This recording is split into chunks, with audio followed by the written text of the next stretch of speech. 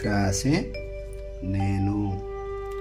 నేను ఎవరు అనే అన్వేషణ మనిషిని అనాదిగా వెంటాడుతున్న అతిపెద్ద ప్రశ్న. దేహం మారుతుంది, ఆలోచనలు మారుతాయి, భావోద్వేగాలు అలల్లా వచ్చి పోతుంటాయి. కానీ పుట్టినప్పటి నుంచి మరణం వరకు ప్రాణితో నిరంతర బంధాన్ని కలిగి ఉండేది శ్వాస మాత్రమే. శ్వాస భౌతిక దేహానికి ఆత్మకు మధ్య ఉండే ఒక సన్నటి పొర. మనసు వేగంగా పరిగెడుతున్నప్పుడు, అస్తవ్యస్తంగా ఉండే శ్వాస ప్రశాంతంగా ఉన్నప్పుడు లయబద్ధంగా సాగుతుంది. అంటే శ్వాసను గమనించడం ద్వారా మనం మన మనసును, ఆలోచనలను నియంత్రించవచ్చు అన్నమాట. గాలి పీల్చుకోవడం, విడిచిపెట్టడం ఒక ప్రక్రియ మాత్రమే కాదు, అది మనలోని ప్రాణశక్తి. నేను ఎవరు అనే ప్రశ్న తలెత్తినప్పుడు ఆత్మ పరిశోధనకు అదే మూలమని సాధకులు భావిస్తారు. ఈ ప్రశ్నకు శ్వాస సరైన సమాధానం. అదే జీవశక్తి. శరీరం ఒక సాధనం మాత్రమే, శ్వాస దానికి జీవనాధారం. జగత్తు మాయ అని శ్వాస ద్వారానే అనుభవంలోకి వస్తుంది.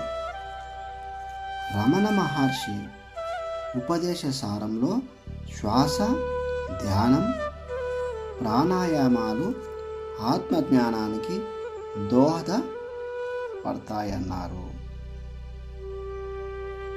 శ్వాసలో ఆత్మను చూడటం, హృదయ కుహరంలో ఏకాగ్రత కల్పించడం ద్వారా మనసు లయబద్ధంగా మారుతుందని తెలిపారు. శ్వాస ద్వారానే నేను అనే భావం మనసులో ఏర్పడుతుంది. దాన్ని గమనిస్తే మనమెవరమో మనకు స్పష్టత వస్తుంది. అప్పుడు ఆధ్యాత్మిక జీవితానికి మార్గం సుగమం అవుతుంది. ఆధ్యాత్మికంగా చూస్తే ప్రతి శ్వాస మనకు ఒక పరమార్థాన్ని బోధిస్తుంది. గాలిని లోపలికి తీసుకున్నప్పుడు సో పరమాత్మ అనే ధ్వని బయటకు వదిలేటప్పుడు హం నేను అనే ధ్వని సూక్ష్మంగా వినిపిస్తాయి. దీన్ని సోహం, అజప, గాయత్రి, జపం చేయకుండా జపించే సహజ స్థితి లేదా అంశ గాయత్రి అంటారు. నేను పరమాత్మ స్వరూపాన్ని అని దానికి అర్థం. సాధారణంగా నేను వేరు, దైవం వేరు అనే భావనలో ఉంటాం. కానీ సోహం మంత్రం నీలో ఉన్న చైతన్యమే విశ్వమంతా ఉందని గుర్తు చేస్తుంది. మనం శ్వాసగా మారినప్పుడు మనలోని అహం కరిగిపోయి విశ్వ చైతన్యంతో మమేకమవుతాం. శ్వాసకు గతం లేదు, భవిష్యత్తు లేదు, అది ఎప్పుడూ వర్తమానంలోనే ఉంటుంది. శ్వాసపై ధ్యాస పెట్టినప్పుడు మన ఆలోచనలను గత కాలపు వేదనల నుంచి, భవిష్యత్తు ఆందోళనల నుంచి విముక్తి పొందుతాయి.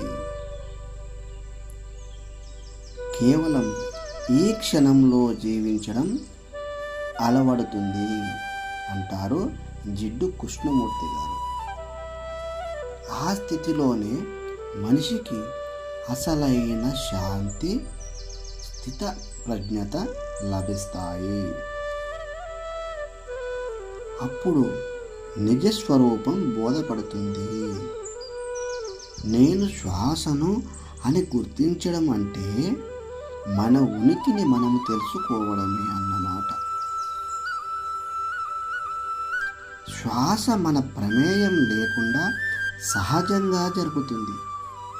ఈ శ్వాస ప్రక్రియను గమనించగలిగితే జనన మరణాలకు అతీతమైన ఆత్మ సాక్షాత్కారం కలుగుతుంది. సోహం ఆత్మ పరమాత్మల ఏకత్వానికి తెలియజేస్తుంది. ఇంతటి మహిమాన్వితమైన శ్వాసను ధూమపానంతో, మాదక ద్రవ్యాలతో కలుషితం చేసుకుంటే అనారోగ్యం, అక్షనీయతలకు మనమే కారణమవుతాం. కాబట్టి ధ్యాన మార్గంలో ఎలాంటి కలుషితమైన క్లియర్ చేసుకునే ఏకైక మార్గం ధ్యాన మార్గం ఒక్కటే అని మనం తెలుసుకోవాలి. శ్వాసే నేను.